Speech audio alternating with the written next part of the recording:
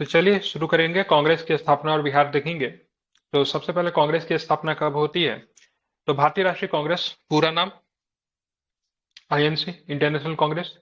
और स्थापना की बात करें 28 दिसंबर 1885 को। कब होती है स्थापना? तो 28 दिसंबर 1885 को इसकी स्थापना होती है। और स्थापना करने का श्रेय जो जाता है एक ब्रिटिश को जाता है जिसका नाम था एलन ऑक्टेवियन हुम। किस स्थान पर इसकी स्थापना होती है? गोकुलदास तेजपाल संस्कृत विद्यालय, बंबई। ठीक है। नामाकरण की बात करेंगे तो नामाकरण का सुझाव जो था दादा भाई नौरोजी ने दिया था, ये भी आपको ध्यान में रखना है। प्रथम अध्यक्ष की बात करेंगे थे WC बनर्जी। ठीक है, ध्यान रखें, व्योमेश चंद्र बनर्जी। प्रथम सचिव कौन थे? तो एलन ऑक्टोवियन ह्यूम। शुरू में कितने सदस्य थे? इसमें तो 72 सदस्य थे शुरू में। उस समय वायसराय कौन थे? तो लॉर्ड डफरिन थे। ठीक है, ध्यान में रखना। एक्चुअली में कांग्रेस का जो पहला जो होने वाला था, जो पहला स्थापना वाला जो अधिवेशन होने वाला था, पुणे में होने वाला था। लेकिन पुणे में प्लेग की वजह से नहीं हो पाता है और बाद में जाके इसको बंबई में शिफ्ट करना पड़ता है। ठीक है। एलन ऑक्टोवियन की बात, हुम की बात करेंगे तो ये आपके आईसीएस अधिकारी थे। ठीक है, इटावा के आईसीएस अधिकारी थे और पक्षी वैज्ञानिक भी थे। ठीक है, ये भी ध्यान में रखना। कांग्रेस की स्थापना और बिहार की बात करेंगे तो 28 दिसंबर 1885 को बंबई के गोकुलदास संस्कृत विद्यालय में ए.ओ. हुम के द्वारा भारतीय राष्ट्रीय कांग्रेस की स्थापना की गई। क्या होता है? कांग्रेस की पहली बैठक की बात करेंगे पुणे में निर्धारित थी, लेकिन वह हैजा फैलने के कारण प्रथम बैठक आयोजित कहां पे करना पड़ा? तो बंबई में करना पड़ा। ठीक है। प्रथम अधिवेशन में अध्यक्षता की बात करेंगे WC बनर्जी ने की थी। इस अधिवेशन में 72 प्रतिनिधियों ने भाग लिया था, लेकिन बिहार से कोई भी प्रतिनिधि शामिल नहीं हुए थे। ठीक है। अगर पूछा जाएगा पहले अधिवेशन में बिहार से कितने प्रतिनिधि शामिल हुए थे, तो एक भी नहीं थे। ठीक है, एक भी प्रतिनिधि बिहार से क्या थे, शामिल नहीं हुए थे। इसको आपको ध्यान में रखना, महत्वपूर्ण है। उसके बाद कांग्रेस के दूसरे अधिवेशन में बिहार से कितने लोग ने पार्टिसिपेट किया था, तो ये आपके लिए पूछता है और पूछा भी गया कई बार। 31 प्रतिनिधियों ने पार्टिसिपेट किया था। ठीक है, तो कांग्रेस का दूसरा अधिवेशन जो था उसमें बिहार से 31, ठीक है, प्रतिनिधि पार्टिसिपेट किए थे। और पहले की बात करेंगे तो पहले से एक भी नहीं। ठीक है, तो पहले में क्या था, एक भी नहीं था। ये भी आपको ध्यान में रखना।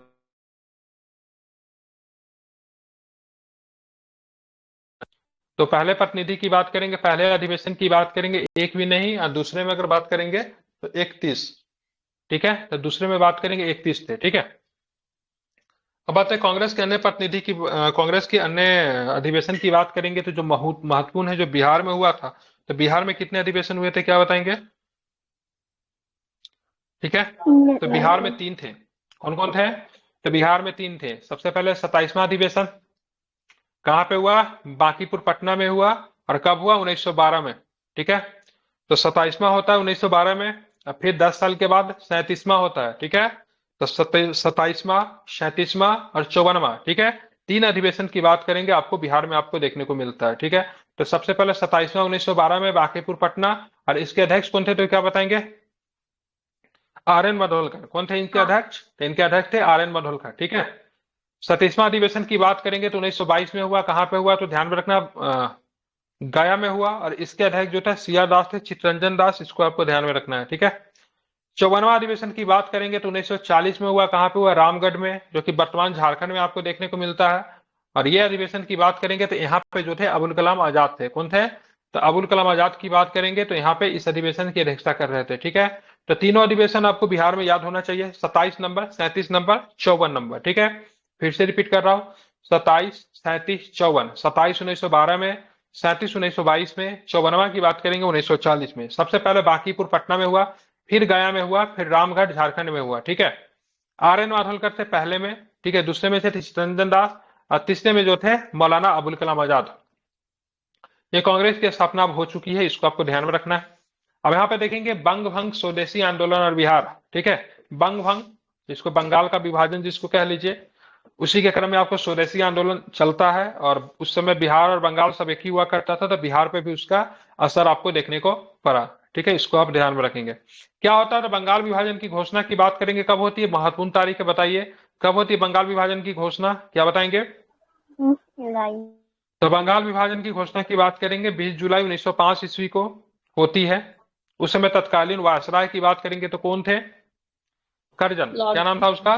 तो तत्कालीन वायसराय की बात करेंगे, करजन थे। ठीक है, तो करजन के शासन काल में 20 जुलाई 1905 ईस्वी को बंगाल विभाजन की घोषणा होती है, ये घोषणा हुई थी, लेकिन अगर पूछेगा लागू कब किया गया था, 16 अक्टूबर 1905 को प्रभावी हो गया। तो घोषणा 20 जुलाई 1905 को हुआ, लेकिन अगर प्रभावी की बात करेंगे तो बंगाल विभाजन प्रभावी कब से हो गया, 1905 अक्टूबर 16। ठीक है, इसको आपको ध्यान में रखना है। कर्जन से पूछा गया से भाई बंगाल का विभाजन क्यों किया, तो उसने बोला भाई साहब प्रशासनिक कारण इसके पीछे, बंगाल बहुत बड़ा है, ठीक है, बहुत बड़ा है, और इसको मतलब प्रशासन चलाने में बहुत अधिक कठिनाइयां आ रही थी, जो कि थोड़ी सी सच भी थी, लेकिन इसके पीछे जो वास्तविक मंशा जो थी वो गलत था। ठीक है, जबकि बंगाल विभाजन का वास्तविक कारण बंगाल में फैल रहे राष्ट्रवादी आंदोलन की भावना को कमजोर करना था। ठीक है, क्योंकि बंगाल विभाजन करके ईस्ट और वेस्ट बंगाल बनाया गया, तो वेस्ट बंगाल हिंदू बहुल था, ईस्ट बंगाल की बात करें मुस्लिम बहुल था, इस्लाम बहुल था। ठीक है, दोनों जगह पे एक समुदाय क्या थे, तो एक समुदाय जो थे दोनों जगह पे अल्पसंख्यक बन गए। ठीक है, और विभाजन के विरोध में संपूर्ण देश में क्या हुआ, तो बंग भंग विरोधी आंदोलन शुरू होते हैं। बंगाल विभाजन के विरोध में ध्यान रखना, बिहार में प्रधानाध्यापक सतीश चंद्र चक्रवर्ती, ठीक है, ये मुख्यतः दरभंगा के थे। ठीक है, कहाँ के थे ये, तो ये प्रधानाध्यापक की बात करेंगे तो सतीश चंद्र चक्रवर्ती कहाँ के थे, दरभंगा के थे। ठीक है, ध्यान में रखना है। ठीक है, ये सरस्वती क्या बना था दरभंगा में, सरस्वती शिशु मंदिर करके जो स्कूल जो बना था ना, सरस्वती अकादमी, सरस्वती अकादमी, हाँ सरस्वती एकेडमी, उसी का ये, हाँ उन्हीं के प्रधान अध्यापक थे। ठीक है, तो दरभंगा में रक्षाबंधन का त्योहार मनाया, जिनकी प्रेरणा की बात करेंगे तो प्रेरणा कहाँ से मिली थी, तो टैगोर साहब से इसकी प्रेरणा मिली थी। ठीक है, तो बिहार में रक्षाबंधन का त्योहार मनाने का श्रेय जो जाता है सरस्वती एकेडमी के प्रधानाध्यापक जो थे सतीश चंद्र चक्रवर्ती। ठीक है, और विरोध को सशक्त बनाने के लिए बिहारी स्टूडेंट कॉन्फ्रेंस की स्थापना की गई थी। बिहारी स्टूडेंट कॉन्फ्रेंस की स्थापना की बात करेंगे 1906 में की गई थी। इसमें किसका योगदान था बिहारी स्टूडेंट कॉन्फ्रेंस की स्थापना में, श्री कृष्ण सिंह, राजेंद्र प्रसाद, राजेंद्र प्रसाद का। राजेंद्र प्रसाद। ठीक है, क्या नाम था, राजेंद्र प्रसाद। ठीक है, ध्यान में रखेंगे क्या था, राजेंद्र प्रसाद। ठीक है, बंगाल विभाजन को 12 दिसंबर 1911 को रद्द कर दिया गया। किस दरबार में रद्द कर दिया गया, तो दिल्ली दरबार में बंगाल विभाजन को क्या किया गया, रद्द कर दिया गया। ठीक है, ये सारी चीजें चल रही थी, बंगाल जो था स्वदेशी आंदोलन चल रहा था, बंगाल में राष्ट्रवाद जो था अपने चरम पे था, लेकिन राष्ट्रवाद का एक दूसरा रूप देखने को मिला, थोड़ा सा हिंसक हो गया। ठीक है, बहुत सारी चीजें चल रही थी। अब यहाँ पे अलीपुर बम कांड हाल फिलहाल में ही हुआ था। ठीक है, अलीपुर बम कांड कहता हूँ, अलीपुर कॉन्स्पिरेसी कह लीजिए, और अलीपुर कॉन्स्पिरेसी में खुदीराम बोस और प्रफुल्ल चाकी का भी नाम था। ठीक है, ध्यान में रखेंगे। 30 अप्रैल 1908 ईस्वी को खुदीराम बोस प्रफुल्ल चाकी को जज किंग्सफोर्ड की हत्या का प्रयास किया। ठीक है, किंग्सफोर्ड की बात करेंगे, जज किंग्सफोर्ड ये बंगाल का एक बदनाम जज था, जो कि जो क्रांतिकारी थी, उनको छोटे छोटे गलतियों पे बहुत बड़े बड़े और भयानक सजा देने के लिए जाना जाता था। ठीक है, तो इसको बंगाल में इसको निपटाने की तैयारी हो चुकी थी, लेकिन जब सरकार को पता चलता है तो इनको सुरक्षा को देखते हुए इनका ट्रांसफर बिहार के मुजफ्फरपुर में कर दिया जाता है। ठीक है, लेकिन इसको मारने का प्लान बंगाल में ही था। ठीक है, तो फिर से जो लोग इनको निपटाने के चक्कर में थे वो लोग भी इनके पीछे पीछे क्या आते हैं, मुजफ्फरपुर आते हैं, गाड़ी पे बम फेंका गया। मुजफ्फरपुर में जाएंगे तो वहां पे आपको मिलेगा कंपनी बाग रोड में ना, वहां पर भी जाऊंगा, मुजफ्फरपुर क्लब मिलेगा। ठीक है, अभी भी मुजफ्फरपुर क्लब है। ठीक है, वहां पे डीएम आवास है, डीएम आवास से आगे आपको मिलेगा, वहां पे मुजफ्फरपुर क्लब है। शाम का समय था, इसका जो डेली रूटीन जो था उसको फॉलो किया गया से भाई साहब, ये किंग्सफोर्ड जो है प्रतिदिन शाम में क्लब में जाता है, वहां से लौटने के क्रम में गाड़ी पे बम फेंकने का प्रयास था। लेकिन हाँ बिल्कुल, लेकिन क्या होता है ना, प्रिंगले कैनेडी की जो बग्घी जो थी ना, बग्घी वो खराब हो गई थी। ठीक है, और इनके पत्नी को और इनके बच्चे को कहीं जाना था, तो किंग्सफोर्ड ने ऑफर किया साहब मेरा बग्घी लेके चले जाओ। तो बग्घी पे तो बम फेंका किंग्सफोर्ड के समझ के, लेकिन उस बग्घी में कोई दूसरा ही निकला, और इस वजह से मतलब क्या होता है, बम कांड में उनकी क्या हो गई, मृत्यु हो गई। ठीक है, घटना के बाद वो दोनों रेलवे लाइन से समस्तीपुर भाग निकले, और समस्तीपुर पूसा रोड में एक्चुअली में, तो पूसा रोड में क्या होता है ना, प्रफुल्ल चाकी की गिरफ्तारी से बचने के लिए आत्महत्या कर लिया था, ध्यान में रखेंगे। लेकिन ये पटना की तरफ आत्महत्या किए थे। ठीक है, खुदीराम बोस जो थे पूसा में पकड़े गए थे, और एक दुकान के पास बैठ के वही जलेबी वगैरह खा रहे थे। दुकानदार का नाम भी बता देता हूँ, जीतू सा नाम था दुकानदार का। तो जीतू शाह के दुकान पे बैठ के मूढ़ी जलेबी खा रहे थे, अपनी भाषा की वजह से पकड़े गए। ठीक है, खुदीराम बोस का आयु उस समय की बात करें 18 वर्ष से थोड़ा कम ही था। 11 अगस्त 1908 ईस्वी को इनको फांसी दी गई। ठीक है, और इनका जो वकील जो था मुजफ्फरपुर का ही था, जिनका नाम था कालिदास बासु। क्या नाम था, कालिदास बसु, सॉरी, कालिदास बसु, ठीक है, नाम याद रखिएगा। मुजफ्फरपुर झील की बात करेंगे इन्हीं के नाम पे। अब आते ये सारी घटना हो गई तो बिहार में होम रूल का भी दौर चला। 1916 ईस्वी में एनी बेसेंट के नेतृत्व में मद्रास में तथा बाल गंगाधर तिलक के नेतृत्व में पूना में होम रूल की स्थापना हुई, ठीक है। अब बिहार में जो होम रूल को जो लीड कर रहे थे उसका नाम था मौलाना मजहरुल हक। बिहार में 16 दिसंबर 1916 को मौलाना मजहरुल हक की अध्यक्षता में होम रूल की शाखा की स्थापना हुई, ठीक है, ध्यान में रखिएगा, नाम काफी इंपॉर्टेंट है। बिहार में होम रूल की स्थापना किसके नेतृत्व में हुई? तो मौलाना मजहरुल हक। खान बहादुर, सरफराज हुसैन खान, राय बहादुर, कुनेंदु नारायण सिन्हा, ठीक है, उपाध्यक्ष तथा चंद्रवंशी शाह एवं बैद्यनाथ नारायण सिंह को सचिव बनाया गया। तो खान बहादुर खान थे, सरफराज हुसैन खान थे, राय बहादुर, कुनेंदु नारायण सिन्हा, सबके सब क्या था? उपाध्यक्ष थे। 3 उपाध्यक्ष बनाया गया। सर वो खुदीराम चंद्रवंशी बोस शाह, के बैद्यनाथ नारायण सिंह सचिव बने थे। सर वो खुदीराम बोस खुदीराम के एडवोकेट का नाम आप रिपीट कर देंगे please? Kalidas Basu. Thank you sir. Kalidas Basu, ठीक है, मुजफ्फरपुर के ही थे ये बसिंदा। तो मौलाना मजहरुल हक जो थे अध्यक्ष बने थे बिहार में होम रूल के।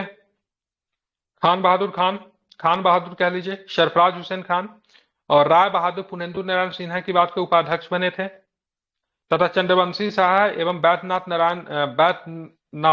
नारायण सिंह सचिव बनाए गए थे। 2 बार जो थी एनिवेशन जो थी बिहार भ्रमण की होम रूल को मजबूती देने के लिए, एक 18 अप्रैल को भ्रमण की थी और फिर दूसरी बार 25 जुलाई को भ्रमण की थी, ठीक है। तो अगर पूछा जाएगा, ये ऐसे तो डेट तो नहीं पूछेंगे लेकिन पूछा जाता है एनी बेसेंट बिहार कितने बार आई थी, प्रश्न पूछा हुआ अभी एक्चुअली में, ठीक है, 2 बार आई थी। कब कब आई थी? एक बार तारीख आप लोग वो कर लो याद, 18 अप्रैल को, दूसरी 25 अप्रैल को, 2 बार बिहार आई थी, ठीक है। उन्होंने होम रूल के विचारों से सबको अवगत कराया। इस आंदोलन का उद्देश्य ब्रिटिश साम्राज्य के अधीन रहते हुए संवैधानिक तरीकों से स्वशासन प्राप्त करना था, ठीक है, ध्यान में रखना है, ठीक है, स्वशासन। ये स्वशासन जो था, ठीक है, एक तरह से बात करोगे तो टोटल इंडिपेंडेंस जैसा नहीं था, ठीक है, तो इसको भी आपको ध्यान में, ऐसा नहीं कि पूरी तरीके से हाँ पूरी तरीके से फ्री होने की बात जो है वो नहीं था इसमें, ठीक है। तो एनी बेसेंट कितने बार बिहार आई थी?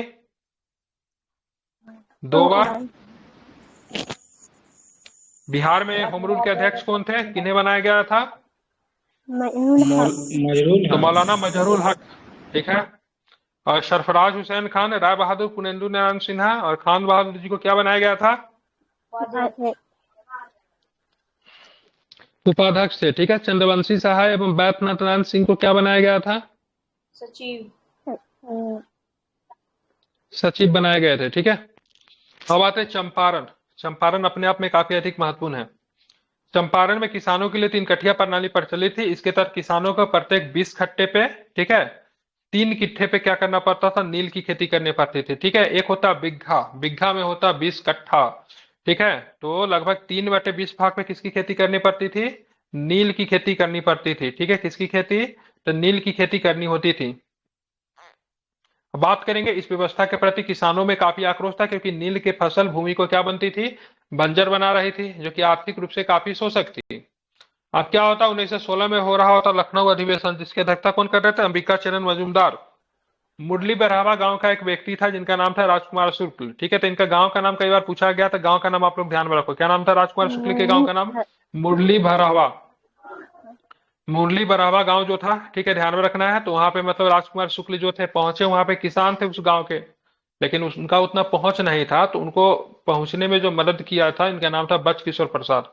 तो सबसे पहले बचकिशोर प्रसाद से मिलते। बचकिशोर प्रसाद की बात करें, राजेंद्र प्रसाद जी के बड़े भाई थे, नहीं ससुर थे, सॉरी, राजेंद्र प्रसाद जी के नहीं, ससुर किसके थे? नहीं, जयप्रकाश नारायण जी के ससुर थे ना, लिटिल कंफ्यूज्ड। जयप्रकाश नारायण जी के ससुर थे बचकिशोर प्रसाद, हाँ, ठीक है। हाँ, तो जयप्रकाश नारायण जी के ससुर थे बचकिशोर प्रसाद जी। उन्होंने ही मतलब क्या किया था, चंपारण में इनको गांधी जी से मिलाया। अब बचकिशोर प्रसाद जी ने एक प्रस्ताव रखा था सम्मेलन में, तो यह भी पूछा सकता था मिलने में मदद किसने की? राजकुमार शुक्ल जी को गांधी जी से बचकिशोर प्रसाद, और एक प्रस्ताव प्रस्तुत किया गया था, वो भी आपको ध्यान में रखना है, बचकिशोर प्रसाद जी के द्वारा, ठीक है।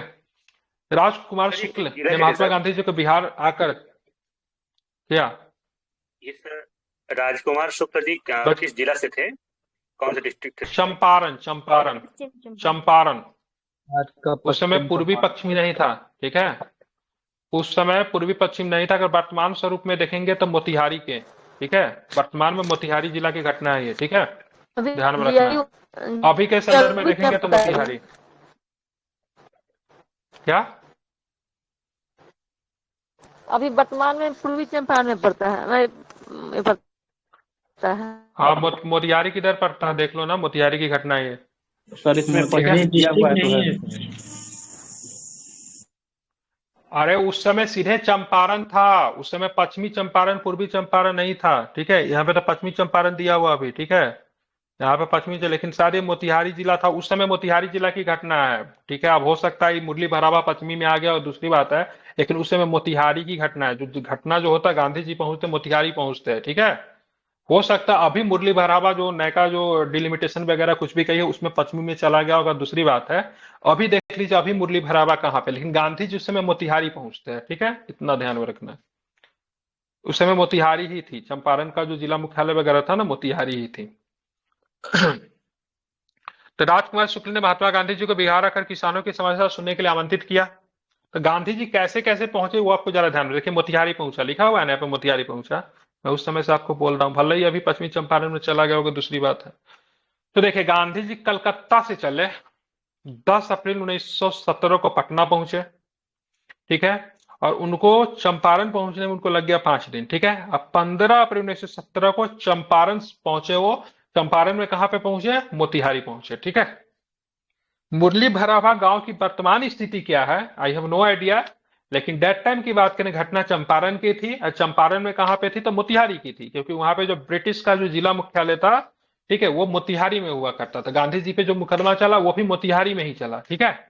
इसलिए मैंने कहा अभी मुरली भरावा गांव का क्या स्थिति है, ऐसा प्रश्न भी बीपीएससी पूछ सकता है, तो एक बार आप लोग इसको देख लीजिए, ठीक है। तो गांधी जी 10 अप्रैल 1917 को कलकत्ता से पटना पहुंचे, 15 अप्रैल को जब वो मोतिहारी पहुंचे तो सबसे पहले वहां पर प्लांटर्स एसोसिएशन के सचिव बिल्सन महोदय से मिले, ठीक है। तो बिल्सन महोदय जो था, ध्यान में रखेंगे, तो जांच में सहयोग करने से इनकार भी नहीं किया, कुछ जवाब भी नहीं दिया, ठीक है। Just take it Gandhi ji very, क्या बोलते हैं, मतलब क्या बोलते हैं उसको, बहुत ही वो करना, मतलब कोई बोल दिया चलो ठीक है यार, बोल दिया सुन लेते हैं, ठीक है। तो उन्होंने बहुत ही सीरियसली गांधी जी को नहीं लिया, ठीक है। लेकिन ये बात जो थी चंपारण में फैल गया था, से कोई एक व्यक्ति आया जिसने मतलब ब्रिटिश सरकार को साउथ अफ्रीका में घुटने पे बैठने पे विवश किया था। तो चंपारण के जो बड़े किसान जो थे उनको नीलेह साहब कहते थे, क्या कहते थे उनको? नीलेह साहब, ठीक है। नीलेह साहब जो थे बड़े बड़े हवेली में रहते थे और नील की खेती करते थे, ठीक है। उसी में से एक नीलेह साहब का नाम था इरविन। इरविन ने देखा से भाई साहब अगर ये पूरी तरीके से अगर वो सब कुछ अगर ठीक सॉर्ट आउट कर दिया तो हमारे लिए तो बड़ा दिक्कत हो सकता है। तो इरविन ने मतलब क्या किया, गांधी जी को मतलब भोजन पे मतलब आमंत्रित किया। चाहिए गांधी जी के साथ एक व्यक्ति और गए थे भोजन पे, उनका नाम था राजेंद्र प्रसाद, ठीक है। बहुत सारे सहयोगी थे, Rajendra Prasad one of the prominent सहयोगी, ठीक है, ध्यान में रखना। साथ में गांधी जी थे, इरविन के कहने पे उनके यहाँ भोजन करने गए। इरविन के यहाँ जो नौकरी जो कर रहा था, रसोईया के तौर पे जो नौकरी जो कर रहा था, उनका नाम था बत्तख मियाँ, ठीक है। तो गांधी जी प्लांटर्स एसोसिएशन के सचिव जेम विल्सन से जांच कार्य में सहयोग का अनुरोध करने का अनुरोध किया। इसी दौरान बत्तख मियाँ नामक रसोईया ने भोजन में मिले जहर से उनकी जान भी बचाई थी, ठीक है। तो रात में जब वहां पे भोजन करने गए तो दूध वगैरह आई थिंक ऑफर किया गया था, तो उसमें जहर था। बत्तख मियाँ को बोला गया था जहर देने के लिए, बत्तख मियाँ, लेकिन बत्तख मियाँ जो थे वो उसको नहीं दे पाते, वो पोल खोल देते, ठीक है। इससे गांधी जी की जान मतलब बच पाई, ठीक है। ये बात जो थी डेट टाइम से लेके टिल द इंडिपेंडेंस लगभग 30 वर्षों तक जो थी ये बात नहीं आ पाई थी बाहर। लेकिन जब राष्ट्रपति जब बन गए थे राजेंद्र बाबू, जो बिहार भ्रमण पे थे, तो उन्होंने बत्तख मियाँ को देखा था, ठीक है। तो उन्होंने उसी समय इस बात को खोला। अब बत्तख मियाँ को तत्कालीन प्रशासन जो था उनको मदद करने के लिए कहा था, से इन्होंने गांधी की जान बचाई थी, ठीक है। ये बात बहुत साल बाद खोला गया था, और किसके द्वारा खोला गया? तो राजेंद्र प्रसाद के द्वारा, ठीक है। उस समय तत्कालीन जो जिला मजिस्ट्रेट जो था उनका नाम था हार्डकॉक था, ध्यान में रखना है। उन्होंने 16 अप्रैल को, गांधी जी तो 15 अप्रैल को पहुंचे, एक दिन बाद ही गांधी जी को बोला सर भाई साहब चंपारण छोड़ दीजिए, और नहीं तो अगर चंपारण में अगर कुछ भी अगर होता है तो सारी की जिम्मेदारी आप पे होगी, ठीक है। उसने एक अधिसूचना जारी की तो गांधी जी को चंपारण छोड़ने के लिए, ठीक है। 1 अप्रैल 1917 को, ठीक है। बाद में क्या था, धारा 144 लगा दिया गया, तो कुछ क्षेत्रों में धारा 144 के उल्लंघन के आरोप में उन्हें गिरफ्तार किया गया और 5 दिन उनको जेल में रखा गया, ठीक है। 21 अप्रैल 1917 को उन्हें फिर से रिहा किया गया। गांधी जी को जब सहयोग नहीं मिला विल्सन से, तो उन्होंने बोला कि भाई साहब खुद ही जांच करेंगे, स्वतंत्र जांच करना उन्होंने प्रारंभ किया। इसमें वहां के बहुत सारे सहयोगी जो थे उन्होंने काफी सपोर्ट किया था। 13 मई 1917 को अपनी रिपोर्ट जो थी जांच करके बिहार ओडिशा के मुख्य सचिव को सौंपी, ठीक है। ये बिहार ओडिशा के जो मुख्य सचिव जो थे उस समय ध्यान रखे काफी अधिक इंपॉर्टेंट है, ठीक है। आई थिंक आयुक्त तो थे उस समय के सलाई थे, एफजी सलाई थे, ठीक है। परिणाम स्वरूप कृषक के जांच के लिए एक कमेटी बनाई गई, इसका नाम था चंपारण एग्रीगेरियन समिति या फिर कमेटी कह लीजिए, ठीक है। तो किसान के जो दुख जो था, उनका दर्द था, उनके जांच करने के लिए एक समिति बनाई गई थी जिसका नाम क्या था, चंपारण एग्रेरियन समिति, ठीक है, या फिर चंपारण एग्रीगेरियन कमेटी कह लीजिए। और इसके जो अध्यक्ष जो थे वो किनको बनाया गया थे, काफी इंपॉर्टेंट नाम है एफजी सलाई। एफजी सलाई जो थे मध्य प्रदेश के आयुक्त थे, तो मध्य प्रदेश के आयुक्त थे एफजी सलाई, उनको मतलब इसका अध्यक्ष बनाया गया। इसमें जो सदस्य जो थे उनका नाम जरा आप ध्यान में रखें, गांधी जी खुद इसके सदस्य थे, एलसी अदामी इसमें सदस्य थे, राजा हरिहर प्रसाद इसके सदस्य थे, नारायण सिंह इसके सदस्य थे, डीजे रीड इसके सदस्य थे, जी रैनी सदस्य थे, ये सबके सब जो थे इनके सदस्य थे, ठीक है। एग्रीगेरियन कमेटी का फैसला क्या आया, तो एग्रीगेरियन कमेटी का जो फैसला जो है किसानों के पक्ष में आया। समिति ने अपनी रिपोर्ट में तिनकठिया प्रणाली समाप्त करने की अनुशंसा की, से तिनकठिया प्रणाली को समाप्त करो। बंगाल में ऑलरेडी समाप्त हो चुका था, बंगाल में नील विद्रोह पढ़ोगे तो 1859 में, ठीक है, वहां पे ऑलरेडी बंगाल में पहले से ही समाप्त था, बिहार में बचा हुआ था। परिणाम स्वरूप तिनकठिया प्रथा पे प्रतिबंध लगा दिया गया। साथ ही किसानों से अवैध वसूली का 25% किसानों को वापस करने का आदेश दिया गया, से जो भी अवैध वसूली की है उसको 25%, बहुत इंपॉर्टेंट है, ध्यान में रखना है, ठीक है। यहाँ पे 25% गांधी जी वापस करवाने में इनको वो मिला, और यहाँ पे अहमदाबाद मिल मजदूर में गांधी जी 35% पे बात मनवा देते हैं, ठीक है। तो 25% यहाँ पे है अहमदाबाद मिल मजदूर में, मजदूरों के पक्ष में 35%, जो कि क्या था, प्लेग बोनस था, वो दिलवाने में उनको सफलता मिली थी। यहाँ पे 25% अवैध वसूली था, तो लौटा दिया गया। गांधी जी ने सबसे पहला प्रयोग जो था, ध्यान में रखेंगे, प्रथम सत्याग्रह का प्रयोग जो था यहीं पे किया था। और गांधी जी ने यहाँ पे क्या चीज का प्रयोग किया था, अगर बहुत डीप में पूछेगा तो ध्यान में रखना है, सविनय अवज्ञा का प्रयोग किया था। क्या बताओगे आप, सविनय कैसे लिखते हैं भाई, सविनय अवज्ञा का प्रयोग किया था, ठीक है, ध्यान में रखेंगे। तो सविनय अवज्ञा का यहाँ पे क्या किया था, प्रयोग किया था, ये भी आपको ध्यान में रखना है सबसे पहली बार। और यहाँ पे गांधी जी के सहयोगी जो थे उसमें राजेंद्र बाबू प्रमुख थे, बचकिशोर प्रसाद साहब थे, अनुग्रह नारायण सिंह थे, धरणीधर से थे, मजहरूल हक थे, राजकुमार शुक्ल थे, रामनवमी प्रसाद थे, शंभू नारायण सिंह थे, ठीक है। कभी कभी एग्जाम में प्रश्न पूछता कौन नहीं थे, तो उसमें जयप्रकाश नारायण इसका आंसर होता है, आप लोग लगा देना। बात करेंगे महात्मा गांधी जी के द्वारा भारत में चलाया गया प्रथम सत्याग्रह की बात करेंगे, तो यही था, चंपारण था, 1917 वाला। वैसे गांधी जी ने पहला सत्याग्रह का प्रयोग 1906 में किया था, और कहां पे किया था, तो ध्यान रखेंगे, साउथ अफ्रीका में, दक्षिण अफ्रीका में किया था, ठीक है। भारत में पहला, तो ध्यान रखना, भारत में पहला चंपारण में, ठीक है। अब इसी दौरान क्या होता है, किसान सभा भी मतलब क्या होता है, बनने लगती है, और दरभंगा किसान आंदोलन शुरू होता है, ध्यान में रखेंगे। तो चंपारण सत्याग्रह से प्रेरित होकर 1919 में मधुबनी दरभंगा जिले में किसानों के बढ़ते हुए लगान दर के विरुद्ध में स्वामी विधानंद, काफी इंपोर्टेंट नाम है, दरभंगा राज्य के विरुद्ध आंदोलन किया गया, ठीक है। दरभंगा राज्य या फिर दरभंगा स्टेट कह लीजिए, उसके विरुद्ध मतलब क्या किया गया, ठीक है, आंदोलन किया गया। दरभंगा में किसान आंदोलन का जो विद्रोह जो हुआ था या फिर विरोध जो हुआ था, किसके नेतृत्व में हुआ था, तो ध्यान में रखना है, स्वामी विधानंद, ठीक है। दरभंगा आंदोलन लगान दर में छूट दिए जाने के उपरांत 1920 में यह आंदोलन समाप्त हो गया, ठीक है। तो बाद में दरभंगा स्टेट ने सारी मांगों को मांग ली थी, ये भी आपको ध्यान में रखना है। उसके बाद 1920 में यह आंदोलन जो था समाप्त हो गया, ठीक है। तो दरभंगा में किसान आंदोलन किसके नेतृत्व में, स्वामी विद्यानंद, ठीक है, ध्यान में रखना है। अब आता है बकासत भूमि, ठीक है। बकास्त भूमि क्या होता है, जैसे बकास्त भूमि वैसे भूमि को कहते हैं, ठीक है, जिसमें अगर मान लीजिए किसानों ने अगर राजस्व वगैरह अगर नहीं चुकाया तो उनसे भूमि संबंधी अधिकार उनसे छीन लिए जाते थे, ठीक है। तो इसको बकास्त भूमि कहते थे। बहुत सारी परिस्थिति होती थी, फसल खराब हो गया, कुछ नेचुरल कैलामिटी आ गई, तो ऐसे कंडीशन में भूमि के राजस्व वगैरह चुकाने में असमर्थ होते थे, तो ऐसे कंडीशन में जो भूमि का उनसे अधिकार छीन लिया जाता था, वैसे भूमि को बोलते थे बकास्त भूमि। ठीक है, तो बकास्त किसान आंदोलन चलाएगा जिसमें जो उनके भूमि को मतलब वापस करना था। ठीक है, तो भूमि संबंधी जो अधिकार जो थे उनसे छीन लिया गया था, तो उनको वापस करना था। तो जमींदारी प्रथा का विरोध में, ठीक है ध्यान में रखना, जमींदारी प्रथा के विरोध में बिहार में किसानों ने बकासत कृषक आंदोलन चलाया। इस आंदोलन में जमींदारों द्वारा किसानों की भूमि संबंधित अधिकार छीने जाने के विरोध में था। इस आंदोलन का नेतृत्व किसने किया था? स्वामी सहजानंद। ये ध्यान, स्वामी विवेकानंद नहीं है, स्वामी सहजानंद है। अब देखेंगे यहाँ पे पूरे बिहार का नेतृत्व अगर आपसे पूछेगा तो ध्यान रखेंगे स्वामी सहजानंद, लेकिन ये पूछता नहीं है, पूछता है जगह से पूछता है। ठीक है, क्या पूछता है?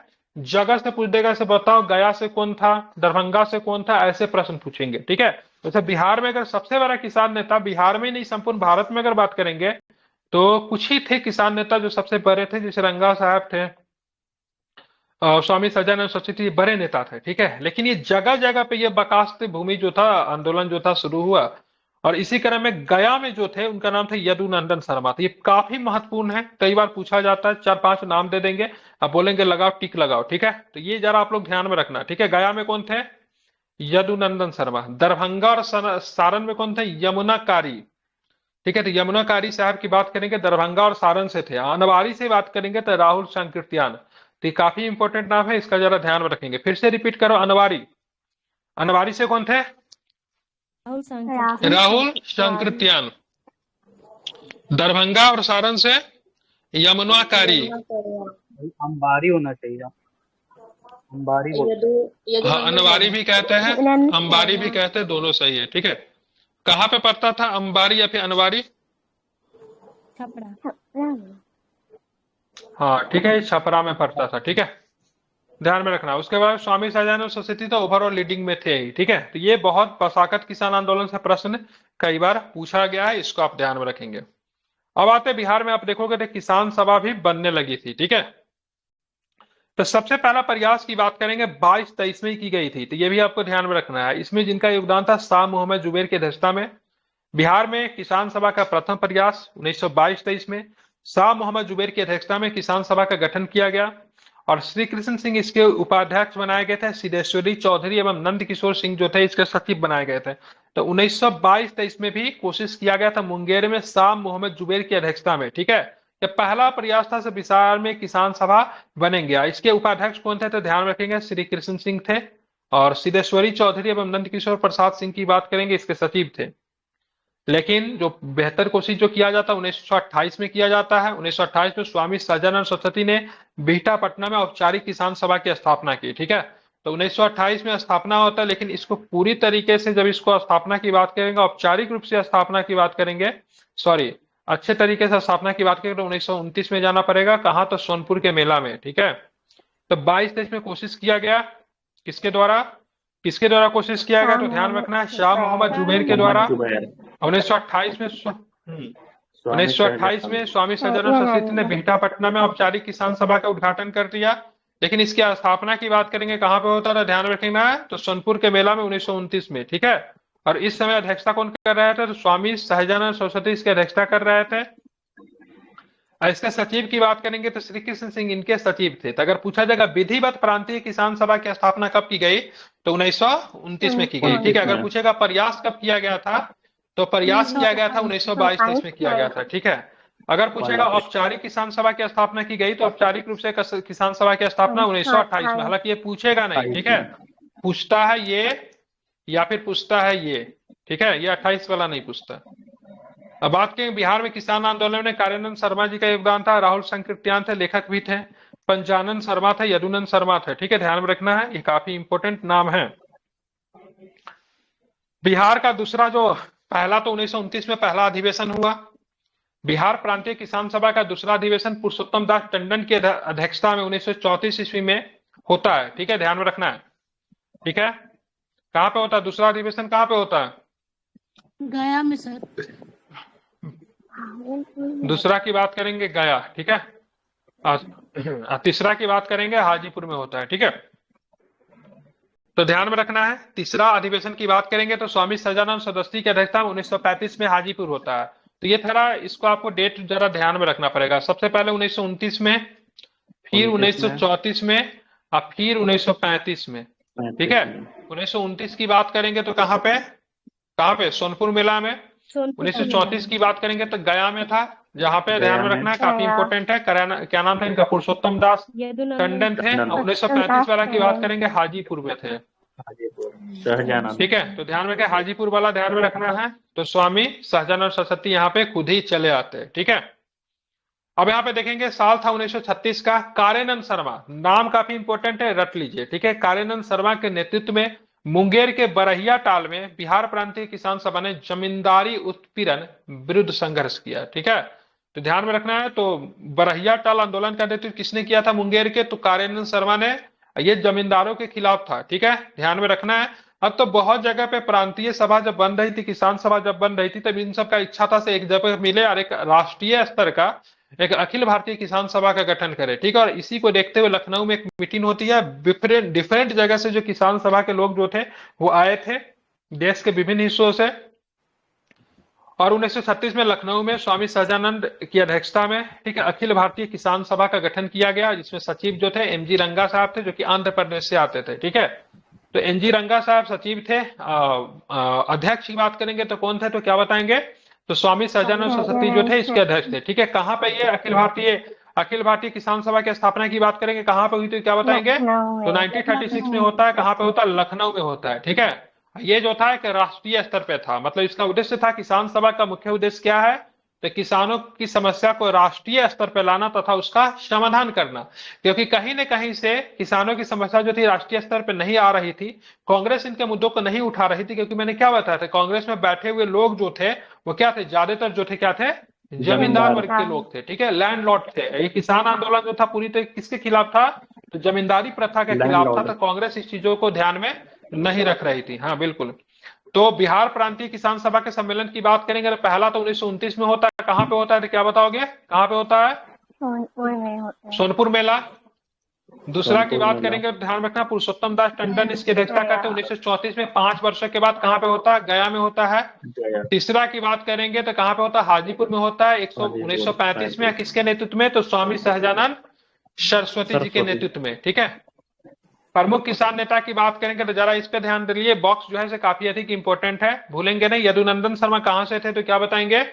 यदुनंदन शर्मा गया से थे। ठीक है, यमुना कारगी की बात करेंगे तो दरभंगा सारण में चले जाइए, इनके नाम से बहुत सारा आपको कॉलेज वगैरह आपको मिलेगा। ठीक है, तो यमुना कारगी जी के नाम पे कॉलेज बहुत है। ठीक है, तो ये दरभंगा और सारण में थे।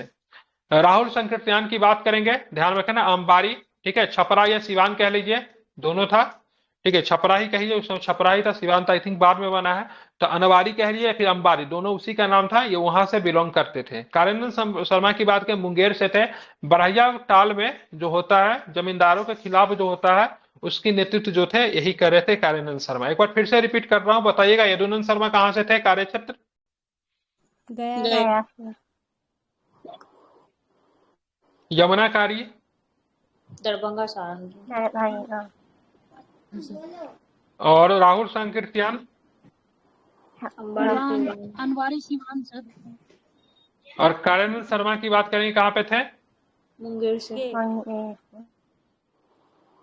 मुंगेर। ठीक है, तो ये सब जो था। अब इसी के दौरान क्या होता, थोड़ा सा और आगे चलेंगे तो क्या होता, प्रथम विश्व युद्ध की समाप्ति होती है। ठीक है, जब प्रथम विश्व युद्ध की समाप्ति होती है तो प्रथम विश्व युद्ध की समाप्ति पे होता है पेरिस पीस कॉन्फ्रेंस। ठीक है, क्या होता है?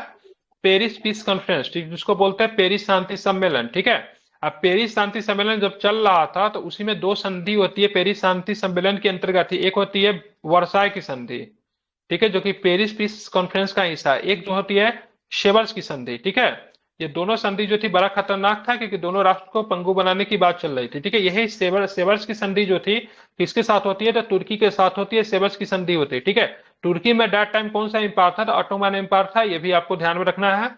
तो ऑटोमन एम्पायर जो कि दुनिया के विभिन्न हिस्सों पे, एशिया, यूरोप, अफ्रीका के हिस्सों पे सबसे अधिक वर्षों तक शासन किया, बहुत बड़ा एम्पायर था और विश्व के महानतम एम्पायर के तौर पे माना जाता ऑटोमन एम्पायर। ठीक है, तो क्या होता है, तो प्रथम विश्व युद्ध के पश्चात मित्र राष्ट्रों द्वारा तुर्की की खलीफा के साथ अपमानजनक शर्तों के विरोध में खिलाफत आंदोलन हुआ। राष्ट्रीय स्तर पर इस आंदोलन का नेतृत्व की बात करें मोहम्मद अली एवं शौकत अली ने प्रारंभ किया।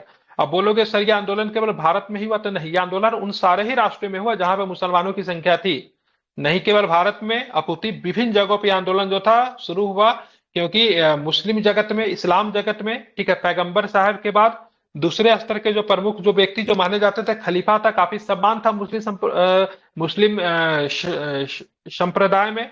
तो जब जब इनके साथ जब अपमानजनक संधियां की गई या इनके पद को जब हटा देने की बात कही गई, तो विभिन्न जगह पे क्या होता है, खिलाफत आंदोलन शुरुआत होता है। खिलाफत आंदोलन खलीफा के समर्थन में था, ठीक है। दैट मीन तुर्की के जो शासक जो थे उनको खलीफा कहते थे, ठीक है, जो अपने आप को बताते थे वो पैगंबर के क्या है, वंशज है, ठीक है। भारत में भी इसका असर आपको देखने को मिला। भारत में जो थे दो भाई जो थे अली ब्रदर्स, जिनका नाम है मोहम्मद अली, शौकत अली ने नेतृत्व किया। गांधी जी को लगा से बहुत अच्छा अवसर है, मुसलमानों से सहयोग हमें मिल सकता है, गांधी जी को असहयोग आंदोलन शुरू करना था, तो इन्होंने भी खलीफा का समर्थन कर दिया। हाँ, खिलाफत जो है अभी खिलाफत जो है सही है, ठीक है। हालांकि बहुत सारे राष्ट्रीय स्तर पे नेताओं ने इनको चेताया भी था से आप जो है से ठीक नहीं कर रहे। जिन्ना वन ऑफ देम, जिन्होंने खिलाफत आंदोलन का समर्थन नहीं किया था, गांधी जी को वार्न किया था से खिलाफत के नेताओं को आप समर्थन देना बंद कीजिए, ठीक है। राष्ट्रीय स्तर पर शुरू होता है ये, और दो भाई थे जो इसका नेतृत्व कर रहे थे, क्या नाम था उसका, मोहम्मद अली और शौकत अली। बिहार में भी काफी इसका रोल देखने को मिला, क्योंकि 1919 में आप पटना में देखोगे तो हसन इमाम, ठीक है, हसन इमाम की अध्यक्षता में एक सभा आयोजित की गई थी, ठीक है। तो पटना में खिलाफत में, ठीक है, किसके अध्यक्षता में, खिलाफत आंदोलन के लिए एक सभा का आयोजन किया गया था, तो हसन इमाम की अध्यक्षता में, ठीक है। इसमें शांति समारोह के बहिष्कार का आह्वान किया गया था। 19 मार्च 1920 को बिहार के सभी मुसलमानों ने हड़ताल कर दिया। 1920 ईस्वी में खिलाफत आंदोलन और असहयोग आंदोलन के साथ साथ संचालित होते रहा, ठीक है। तो दोनों क्या थे, साथ साथ चलते रहे थे। लेकिन यहाँ पे एक बड़ी भूल हो जाती है गांधी जी से, इसकी वजह से मुसलमान जो थे खफा रहे और आगे चल के आंदोलन में कांग्रेस का या फिर गांधी जी का सपोर्ट नहीं किया। रीजन ये था, गांधी जी जो थे 1922 में असहयोग आंदोलन को वापस ले लेते हैं, लेकिन साथ गांधी जी भूल गए थे असहयोग के साथ साथ एक आंदोलन और भी चल रहा था, खिलाफत भी चल रहा था। तो मुस्लिम नेताओं या फिर इस्लाम जगत के नेताओं से बिना किसी विचार विमर्श के ही जब वो असहयोग आंदोलन जो वापस जब लेते हैं, तो उनके साथ साथ मतलब क्या होता है, खिलाफत आंदोलन भी क्या होता है, वापस हो जाता है, ठीक है। खिलाफत की एक समिति हुई थी, एक मीटिंग वगैरह हुआ था, दिल्ली में हुआ था, वहां पे गांधी जी को उसका नेता चुना गया था। और उसके बाद एक मीटिंग इलाहाबाद में हुई थी, जहां पे खिलाफत आंदोलन और सहयोग आंदोलन को किस प्रकार चलाया जाए, तो दोनों में विचार विमर्श किया गया था, ठीक है। तो प्रक्रिया किस प्रकार से रहेगी, उसके लिए आपका इलाहाबाद का सम्मेलन याद रखना है आपको। और गांधी जी को नेता चुना गया था खिलाफत का, वो आपका दिल्ली में है, ठीक है। तब मुस्लिम समुदाय के बीच में और गांधी जी के बीच में खाई हो जब उत्पन्न हो जाता है, तो ठीक है, आपको लेना था, बता देना था, ठीक है। लेकिन इससे क्या हुआ, हम लोग भी मतलब क्या हुआ, इफेक्टिव हुए, क्योंकि हमारा भी जो था मोमेंट जो था आपके साथ ही चल रहा था, ठीक है। ये सारी चीजें हो गई। लेकिन तुर्की का एक आर्मी जनरल था जिसका नाम था मुस्तफा कलाम पाशा, जिनको बोलते हैं आता तुर्क, मतलब तुर्की के नवीन तुर्की का पिता उनको कहा जाता है। जब वो आते हैं 1924 में, तो खिलाफत पद को समाप्त कर देते हैं। इसी के साथ ही ऑटोमन इंपायर, जो कि वर्षों पुरानी इंपायर थी, वो समाप्त हो जाती है। जब खलीफा ही नहीं रहेगा तो भाई क्या आंदोलन। तो इसी के साथ मतलब ध्यान में रखना है, तो ये समाप्त हो जाता है, इसको आपको ध्यान में रखना है। और ये काफी अधिक इंपॉर्टेंट है, इसको आप लोग पढ़ सकते हैं। तो खिलाफत आंदोलन एक तरह से देखेंगे तो खलीफा के पद समाप्ति कब होती है,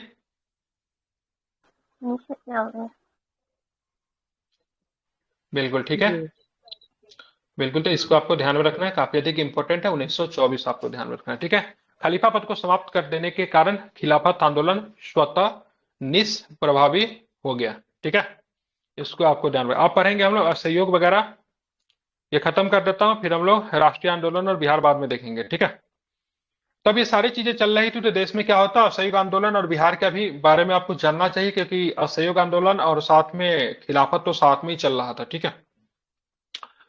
तो सितंबर 1920 में लाला लाजपत राय की अध्यक्षता में कलकत्ता में विशेष अधिवेशन में गांधी जी के असहयोग आंदोलन के प्रस्ताव को स्वीकार कर लिया गया, ठीक है। तो एक विशेष अधिवेशन थी, कलकत्ता की विशेष अधिवेशन, जिसकी अध्यक्षता लाला लाजपत राय कर रहे थे।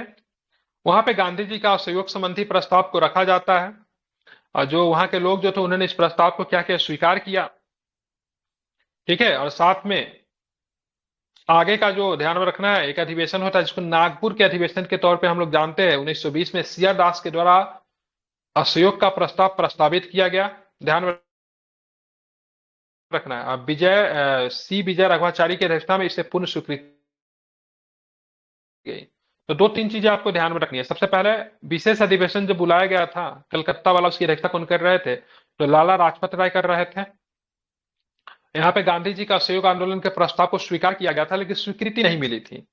स्वीकृति के लिए आपको कहां पर चलना पड़ेगा? नागपुर चलना पड़ेगा। जिसकी अध्यक्षता कौन कर रहे थे? तो अध्यक्षता वी रघवाचारी के द्वारा इसकी अध्यक्षता, सीवी रघवाचारी के द्वारा इसकी अध्यक्षता की जा रही थी। लेकिन यहाँ पे असहयोग के प्रस्ताव को, ठीक है, असहयोग के प्रस्ताव को प्रस्तावित मतलब किसने प्रस्तुत किया? तो क्या बताएंगे? चित्तरंजन दास। आवाज में दिक्कत हो रही क्या?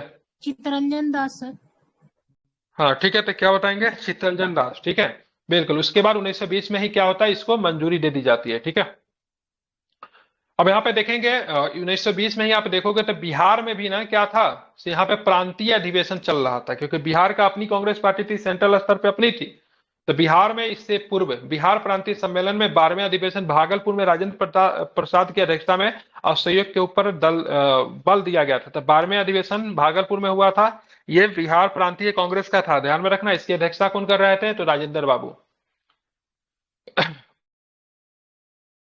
1920 में शाहाबाद में नासाबंदी आंदोलन शुरू किया गया था। पूछेगा प्रश्न ऐसा से, नासाबंदी आंदोलन बिहार में जो चला था, ये किस आंदोलन का हिस्सा है? असहयोग का शबनीय अवज्ञा या फिर भारत छोड़ो, तो क्या बताएंगे? तो ये असहयोग का हिस्सा है। ठीक है, विधायिका के चुनाव से कुछ लोग अपना नाम वापस ले लेते थे। राजेंद्र बाबू थे, मजहरुल हक थे, बचकिशोर प्रसाद थे, मोहम्मद शफी दाऊदी आदि नेताओं ने विधायिका के चुनाव से अपना नाम जो था वापस ले लिया। ठीक है, बहिष्कार बड़े स्तर पे होता है। राजेंद्र प्रसाद ने कलकत्ता का वकालत का पेशा छोड़ दिया। उनके भाई राय महेंद्र प्रसाद, ध्यान रखें, उनके बड़े भाई थे, ने राय साहब की उपाधि लौटा दी, और वो मजिस्ट्रेट भी थे, उन्होंने मजिस्ट्रेट के पद से क्या था? इस्तीफा दे दिया। असहयोग आंदोलन के समय शिक्षा के वैकल्पिक साधन उपलब्ध कराने के लिए राष्ट्रीय महाविद्यालय की स्थापना की गई थी।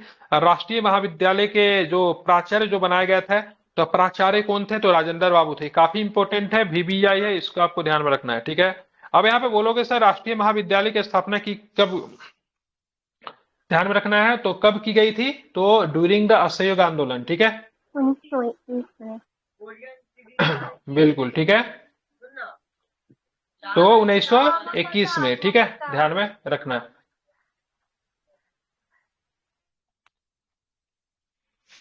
ध्यान में इसको, इसीलिए एक बार बंद किए थे तो 1 सप्ताह तक बंद थी, तो फिर आने लगा था समय क्यों म्यूट है, इसीलिए मैं बंद करता हूँ। ठीक है, जब आप पर्सनल आपका बातचीत हो रहा है तो क्लास में माइक बंद करके रखिए। कितना बार समझा देते, लेकिन कुछ लोगों को ये बात समझ में आती नहीं है। ठीक है, तो ध्यान में रखना है, एक राष्ट्रीय महाविद्यालय की स्थापना की गई थी 1921 में, और उनके जो प्राचार्य जो बनाए गए थे, डॉक्टर राजेंद्र प्रसाद को इनके प्राचार्य बनाए गए थे। ठीक है, यह स्थापना करने का रीजन क्या था? ठीक है, तो स्थापना करने के रीजन की बात करेंगे। ये रीजन था जो बच्चे जो थे उन्होंने स्कूल कॉलेज को त्याग कर दिया था, तब उनके पढ़ाई की व्यवस्था करनी थी। ठीक है, इसीलिए इसकी स्थापना की। हाँ बिल्कुल ठीक है, इसको ध्यान में रखना। बिहार महाविद्यालय के प्रांगण में बिहार विद्यापीठ का उद्घाटन किया गया। तो बिहार विद्यापीठ का उद्घाटन कब किया गया था? 6 फरवरी 1921 को किया गया था, जो कि राष्ट्रीय महाविद्यालय के प्रांगण में ही था। किसके द्वारा किया गया बिहार विद्यापीठ की उद्घाटन? तो गांधी जी के द्वारा किया गया। ठीक है, उसके बाद के मजहरुल हक जो थे इसके कुलाधिपति थे। अब बचकिशोर प्रसाद की बात की, इसके कुलपति थे। तो इसके कुलाधिपति कौन बनाए गए थे? तो मजहरुल हक। अब बचकिशोर प्रसाद जी को क्या बनाया गया था? इनके कुलपति बनाया गया था, यह भी आपको ध्यान में रखना है। असहयोग आंदोलन के दौरान ही ध्यान में रखना है, कांग्रेस का अपना ना वो नहीं था, ऑफिस वगैरह नहीं था जहां पे सारी कुछ हो सके। तो मजहरुल हक ने दीघा के पास मित्र खैरू मियां से दान में प्राप्त भूमि से सदाकत आश्रम की स्थापना की। ठीक है, तो सदाकत आश्रम में जो था चरखा वगैरह जो खूब रखा गया था, सूत वगैरह काटने का काम होता था, कांग्रेस की ऑफिस भी थी, और जो भी इंपॉर्टेंट जो असहयोग आंदोलन से संबंधित जो था गतिविधि का ये प्रमुख केंद्र बन गया था। आगे चल के एक राष्ट्रपति जी का निवास स्थान भी बना सदाकत आश्रम, जो कि राजेंद्र बाबू का निवास स्थान भी था। ठीक है, ध्यान में ये रखेंगे। तो असहयोग आंदोलन के समय वैकल्पिक साधन उपलब्ध कराने के लिए राष्ट्रीय महाविद्यालय, ठीक है, की स्थापना की गई थी। इसके प्राचार्य कौन थे? राजेंद्र प्रसाद थे। ठीक है, जितने भी जो क्षत्रिय विद्यालय खुली थे ना, सब पे कंट्रोल जो था राष्ट्रीय महाविद्यालय का था। राष्ट्रीय महाविद्यालय के प्रांगण में बिहार विद्यापीठ की स्थापना 6 फरवरी 1921 को की गई थी। गांधी जी के द्वारा इसकी उद्घाटन किया गया, और इसके कुलाधिपति मजहरुल हक थे, और बचकिशोर प्रसाद जो थे कुलपति बने थे। 30 सितंबर 1921 को मजरूल हक ने सदाकत आश्रम से दी मदरलैंड नामक, ठीक है, अखबार निकालना प्रारंभ किया। ठीक है, कौन सा है, मदरलैंड है कि the motherland? The the motherland sir. Motherland. ठीक है, मदरलैंड तो डी बाबा मदरलैंड। ठीक है, अगर पूछेगा, मदरलैंड बाबा का हाँ, इनका बाबा के बाद नहीं याद है? हाँ, बाबा ठाकुर दास। ठीक है, ठाकुर दास, ठीक है, बाबा ठाकुर दास। बाबा ठाकुर दास उनका नाम था, ध्यान रखें मदरलैंड के साथ है, ये दी मदरलैंड है। सदाकत आश्रम से निकलती थी। अब मजरुल हक जी का इसमें रोल है, ठीक है, जो कि राष्ट्रीय भावना का प्रचार प्रसार करती थी। ठीक है, 22 सितंबर ध्यान में रखना है, 22 सितंबर 1921 को युवराज प्रिंस ऑफ वेल्स का पटना आगमन हुआ। उस समय पटना शहर में हड़ताल आयोजित की गई। ठीक है, तो 22 दिसंबर 1921 को, ठीक है, प्रिंस ऑफ वेल्स का पटना में आगमन होता है। 22 दिसंबर को पूरे पटना में क्या किया गया, हड़ताल का आयोजन किया गया। 5 फरवरी 1922 को चौरा चोरी घटना के बाद गांधी जी ने 12 फरवरी 1922 को असहयोग आंदोलन को स्थगित कर दिया। ठीक है, इस समय गांधी जी वारदोली में थे। ठीक है, ब्रिटिश सरकार ने असहयोग के लिए ने मौलाना शहजाद द्वारा इमारत सरिया संस्था का गठन फुलवारी शरीफ में किया गया था। ब्रिटिश सरकार के असहयोग के लिए मौलाना सज्जाद द्वारा इमारत सरिया संस्था का गठन कहां पे किया गया था, तो फुलवारी शरीफ में किया गया था। ठीक है, कल के क्लास में हम लोग राष्ट्रीय आंदोलन और बिहार को देखेंगे। अभी थोड़ा हम लोग क्या करेंगे, इससे संबंधित एमसीक्यू करेंगे। ठीक है, 2 मिनट का पॉज लेता हूं, फिर मैं करता हूं।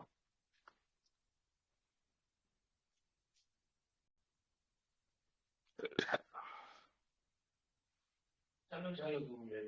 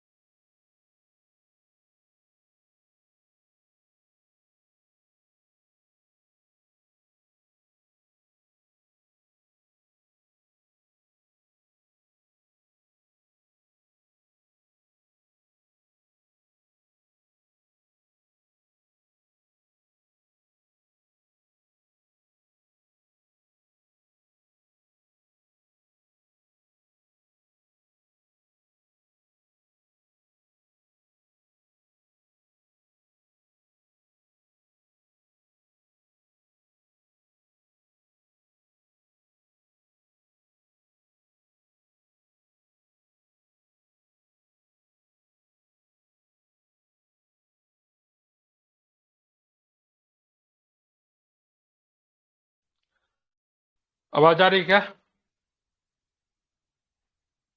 Yes, sir. हम्म।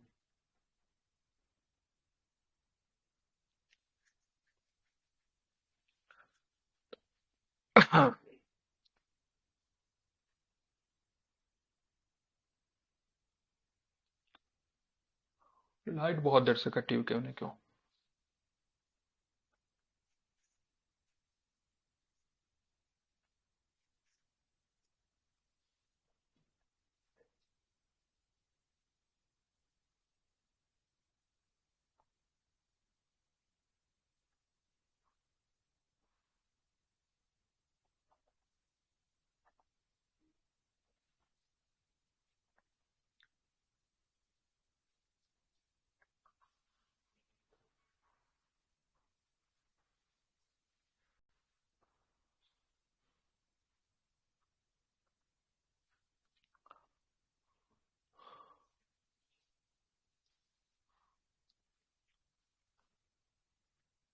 बहावी पढ़ा दिए थे?